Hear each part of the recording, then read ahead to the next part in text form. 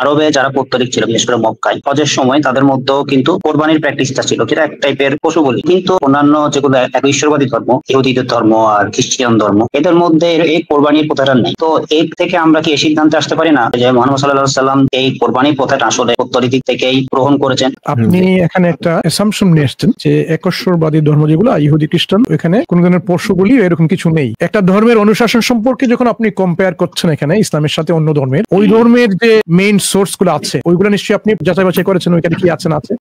আচ্ছা, তাদের তাওরাতে কি আছে স্যাক্রিফাইস সম্পর্কে? এরকম আমি কিছু পাই না। তাদের ওখানে স্যাক্রিফিশিয়াল একটা সিস্টেম আছে অ্যাটোনমেন্টের জন্য। এখানে শুধু পশু স্যাক্রিফাইস না, এখন হিউম্যান স্যাক্রিফাইস, শুধু হিউম্যান স্যাক্রিফাইস না, ডিভাইন স্যাক্রিফাইস, গড নিজে স্যাক্রিফাইস করছে এখানে। কিন্তু কোরবানির কথা বলছিলাম, কোরবানি জিনিসটা কি এখানে? কোরবানি আমরা একটা ট্র্যাডিশন ফলো করছি। এখানে আমাদের যে ইব্রাহিম আলাইহিস সালাম ছিলেন, ওখানে তাকে পরীক্ষা করা হয়েছিল, সেই পরীক্ষায় সে উত্তীর্ণ হয়েছেন। এখন সেই যে ট্র্যাডিশনটা আমরা ফলো করি ওখানে দেখায় যে আমরা যে কিভাবে আমাদের স্রষ্টার কাছে আমরা নিজেকে নিরূপণ করব, এটার পৌত্তলিকতার সাথে এটা কি সম্পর্ক এখানে আমি বুঝতে পারছি না। পৌত্তলিকতা হচ্ছে কোন একটা পুতুল এর রূপ নিয়ে কোন স্রষ্টাকে উপাসনা করা। ইসলাম তো সেটা করছে না। এই যে কোরবানি তো নিশ্চয়ই কোন দ্বিতীয় তৃতীয় কোন দেবতা উৎসর্গ করে উপাসনা করা হচ্ছে না, বরং সমস্ত কিছুর যে স্রষ্টা তার প্রতি আমাদের উৎসর্গ।